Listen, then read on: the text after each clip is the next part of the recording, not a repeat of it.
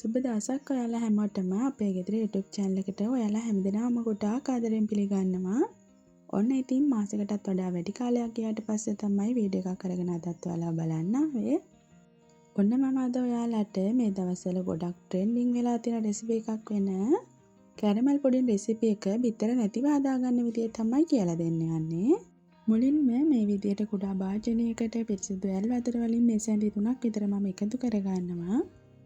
ඊට පස්සේ ඒකටම ජෙලටින් මේස ඇඳි එකක් එකතු කරගන්නවා. දැන් මේකටම කස්ටර්ඩ් පවුඩර් වලින් තේ හැඳි 3ක් අපි එකතු කරගන්න ඕන.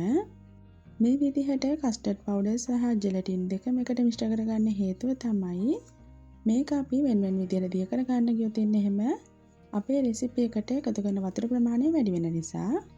දැන් මම මෙතන කිරිපිටි පොඩි ශෂේ පැකට් දෙකක් අරගෙන තියෙනවා. දැන් මම මේක හොඳින් ඉදි දෙන භාජනයකට මේ විදිහට එකතු කරගන්නවා. ඒකටම සීනි වලින් ග්‍රෑම් 120ක් එකතු කරගන්නවා.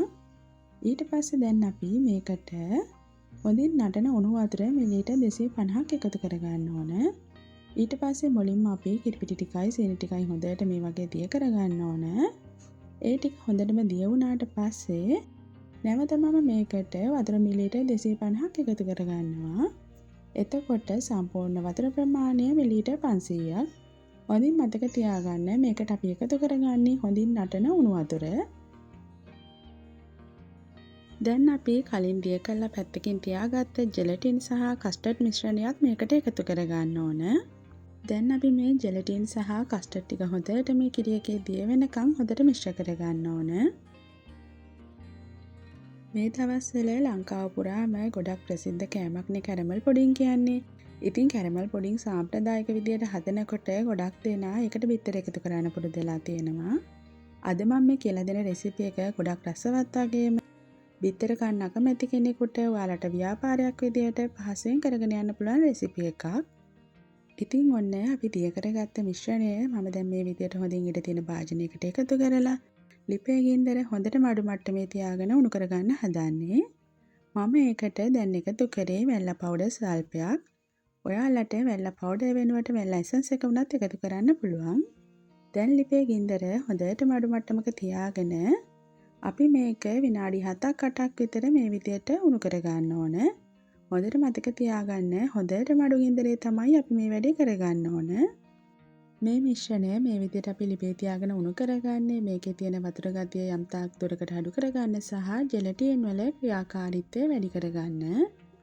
මේ විදිහට ඔයා සැරින් සැරේට ඇඟිලි තුඩු වලට අරගෙන බලන්න මේක සාමාන්‍යයෙන් වතුර පදමකට නැතිව ඇලෙන පදමකට තියෙනවද කියලා.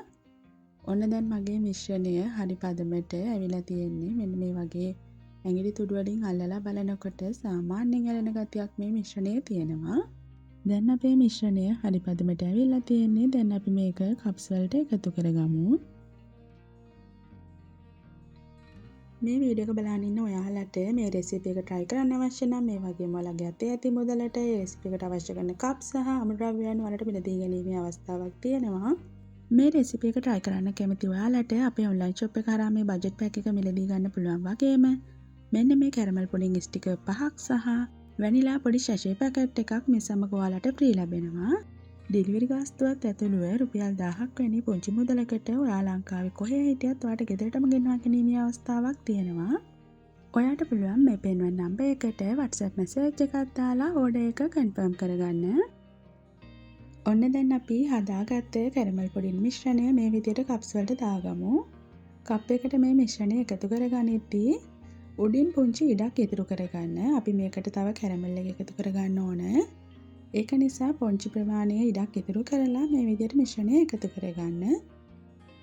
මම අරගත්ත ප්‍රමාණ වලින් මට මේ මිශ්‍රණය මේ වගේ කප් 6කට එකතු කරගන්න පුළුවන් වුණා. තව පුංචි ප්‍රමාණයක් ඉතිරි වුණා. මම ඒක සමානව මේ විදිහට හැම කප් එකකටම එකතු කරගන්නවා. මිශ්‍රණය මතු පිට මේ වගේ පෙන ගතියක් තිබුණොත් ඉන්න එහෙම ඒක ඉවත් කරගන්න. නැත්නම් මේ සෙට් වුණාට පස්සේ ඒක අවලස්සනට පේන්න පුළුවන්. දැන් අපි මේ පුඩින් ටික සෙට් වෙන්න පැය 3-4ක් ෆ්‍රිජ් එකේ දාලා තියාගන්න ඕන. දැන් මම පුඩින් එක මතු පිටට දාන කැරමල් මිශ්‍රණය හදාගන්න තමයි මේ ලෑස්ති වෙන්නේ. මෙතන මම සීනි ග්‍රෑම් 250ක් අරගෙන ඒ සීනි ටික වැසෙන ප්‍රමාණයට වතුර මේස හැඳි 4ක් විතර මේකට එකතු කරගන්නවා. මෙතනදී මම සීනි ග්‍රෑම් 250ක් කරගත්තේ පැණි ටිකක් වැඩිපුර හදලා ෆ්‍රිජ් එකේ දාලා තියාගන්න ඕන නිසා. ඔයාලට පුළුවන් සීනි ග්‍රෑම් 125ක් අරගෙන මේ කප් 6ක ප්‍රමාණයට ඇති පදමට පැණි ටික හදාගන්න. නමුත් මම හිතනවා ව්‍යාපාරයක් විදිහට මේ වැඩේ කරගෙන යන කෙනෙකුට ටිකක් වැඩිපුර කැරමල් මිශ්‍රණය හදාගත්තොත් එහෙම ඒක ඔයාගේ වැඩට පහසුවක් වේවි කියලා. දැන් මේ විදිහට සාමාන්‍ය දුඹුරු පාටකට පැණි ටික කැරමල් වුණාට පස්සේ මම ඒකට වතුර අඬු කෝප්ප 3 කාලක් විතර මේ විදිහට එකතු කරගන්නවා. පැණි එක ඕනටත් වැඩිය දුඹුරු පාටට හදාගන්න එපා. එහෙම නොතින් එහෙම පැණි එකේ තිත්ත රසයක් එන්න බලනවා. දැන් මේ විදිහට අපි මේකට ලුණු පොඩ්ඩක් එකතු කරගන්න ඕන. ඊට පස්සේ මම දැන් මේ එකතු කරගන්නේ වැනිලා පවුඩර් ස්වල්පයක්. ඒක අත්‍යවශ්‍යම නැහැ. නමුත් පැණි එකේ හොඳ රසයක් අරගන්න පුළුවන් අපිට වැනිලා එකතු කරගන්න එකෙන්. ලිපේ ගින්දර හොඳටම අඩු මට්ටමක තියාගෙන සාමාන්‍යයෙන් ගොඩක් ඝනත් නැති ගොඩක් දියාරුත් නැති පැණි මිශ්‍රණයක් අපි හදා ගන්න ඕන. හදාගත්ත පැණි මිශ්‍රණය හොඳටම නිවුණාට පස්සේ මම මේ විදිහට එම්ටි සෝස් බෝටල් එකකට පැණි එක එකතු කරගන්නවා. ඒ වගේ සෝස් බෝතලයකට මේක එකතු කරගත්තම අපිට මෙන්න මේ වගේ පහසෙන් මේක කප්ස් වලට එකතු කරගන්න පුළුවන්. දැන් අපිට පුළුවන් පැය කිහිපයක් ෆ්‍රිජ් එකේ දාලා සෙට් කරගත්ත පුඩින් එක මත පිටට මෙන්න මේ විදිහට මේ කැරමල් මිශ්‍රණය එකතු කරගන්න. මේ තියෙන්නේ අපි බිත්තර නැතුව ගොඩක් රසවත් හදාගත්ත කැරමල් පුඩින් එකේ අවසාන පෙනුම. මේ විදිහට අපි හදාගත්ත මේ කැරමල් පුඩින් ටික ගොඩක් රසවත් වගේම ඕනම කෙනෙකුට පහසුවෙන් හදා ගන්නත් පුළුවන්. ඒ වගේම තමයි මම ඔයාලට පුංචි වෙනස්කමක් පෙන්වන්නම්. මේ වීඩියෝ එකේ පෙන්වන විදිහට සිදුරු ගතියක් එක්ක අපැහැදිලි පෙනුමක් තියෙන පුඩින් ටිකක් තියෙනවනේ. ඒවා මම බිත්තර දාලා ස්ටීම් කරලා හදාගත්ත කැරමල් පුඩින්. ඒ වගේම ගොඩක් පැහැදිලි පෙනුමකට තියෙන්නේ මම දැන් ඔයාලට කියලා දුන්න ක්‍රමයට හදාගත්ත කැරමල් පුඩින් වල. ඔන්න ඉතින් ඔයාලට බිත්තර නැතිව ගොඩක්ම රසවත්ව ලස්සනට කැරමල් පුඩින් හදාගන්න පුළුවන් මම අද මේ කියලා දුන්න ක්‍රමයට. මම හිතනවා අද දවසේ මම මේ කියලා දුන්න වීඩියෝ එකෙන් ඔයාලට යම්කිසි දැනුමක් ලැබෙන්න ඇති කියලා. ආයෙමත් දවසක මේ වගේ වටින වීඩියෝ එකකින් මුණ ගැහෙනකම් ඔයාලා හැමෝටම සුබ දවසක්.